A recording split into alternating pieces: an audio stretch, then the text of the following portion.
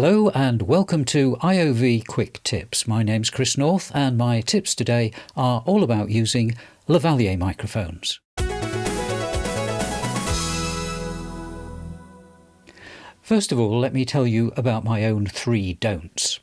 I don't use Lavalier microphones at all if I can use a conventional microphone because the sound from these is better and also you don't get clothing noise.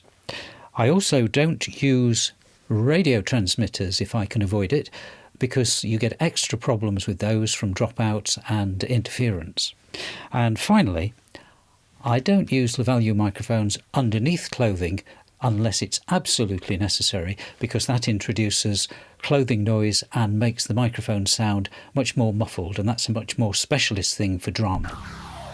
Now, the first thing that I do if I'm going to use a tight lip mounted Lavalier microphone is to make a loop in the cable and pass that back through the tight lip so that there's a loop permanently there underneath the microphone. That acts as a strain relief. It stops the cable bending where it enters the microphone, which is where it's prone to break, and it also stops any physical noise, any tapping sound, getting back up through the cable into the microphone, because physical tapping noises on the cable will not travel through a loop. Now, I've now switched the sound to this Lavalier microphone. Now, all microphones work best in free space about 15 centimetres away from the mouth. But of course, Lavalier microphones won't be in free space. They'll be on your chest, and as you can hear, the sound then is much deeper, much thicker, much more of a muddy sound. The general sweet spot is regarded to be on or around the third shirt button or the equivalent, where any microphone will probably sound its best. If you get higher up, then the sound gets a little bit deeper, which can be more desirable in some cases. If you get too high up, the sound becomes rather strange and forced and stony. And there are some people, particularly lady TV presenters, who have high-cut dresses with high collars, sometimes wear a microphone really high up on the chest, on the collar itself, and that can create some really harsh, stony sounds, so I would generally try and avoid that. Now, there is one thing you can do with the microphone if you think the sound is a little bit harsh, which is to actually turn it round, and the sound will go in through the back. And that can change the sound that you record. So sometimes that's better and sometimes it's worse. Now, many microphones are sensitive to breath pops. Conventional microphones are sensitive because p sounds blow out, but that doesn't affect Lavalier microphones because the p sound goes out there. Lavalier microphones are affected more by the t sound, which goes down, t, t, t, t, t. So you may need to put on a pop shield in order to reduce the effect of that. Ta ta ta ta ta ta ta ta ta ta. Another thing you could do is to mount the microphone to the side so that if it's not directly under the T sound, then the ta ta ta will go all the way past it. But as you hear there, it has changed the sound of the microphone a little bit, so it's a matter of balancing up what is best in any particular situation. Now, Lavalier microphones are not just sensitive to breath pops, but of course to the wind and even light breezes.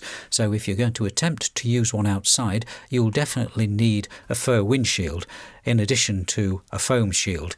Sometimes the fur windshields work better without the foam underneath. It depends how they're designed. None of them are terribly effective in my experience, because they don't allow an air gap to be between the microphone capsule and the windshield itself. So they tend to transmit a lot of heavy wind thumping noise. This is a Reichert windshield, and it does quell the wind to some degree, but the bass sounds still get through.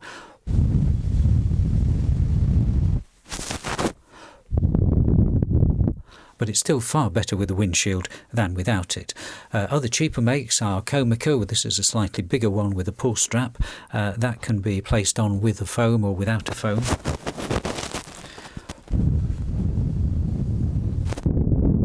And the effect is quite similar. There is a firm called Bumblebee that makes small windshields for Lavalier microphones, and they try to leave a little air gap inside, and they're quite good. They're very acoustically transparent, but the air gap is really not quite big enough to stop the wind velocity before it hits the capsule. But whatever you use outside, try and shield the microphone from the wind as far as possible, and try and avoid putting it actually underneath clothing, because that will deaden the sound. Now, for the purposes of this session, I've been using quite a large Lavalier microphone. This is a Primo capsule, 10mm in diameter, in quite a large aluminium housing, so that you could see what I was doing. But in reality, we will often be using very small microphones like this COS 11X, which is hardly noticeable on my shirt and doesn't need to be concealed in any event. Now, in a future session, I shall be looking at the different sounds you get from different sorts of microphones and their costs and their noise levels and their sensitivities. So I hope you'll tune in for that later. Well, I hope you've found this session useful. If you have, please let us know. And also, if you have any suggestions on how to record better sound for video, then send them in so that we can pass them on to other people.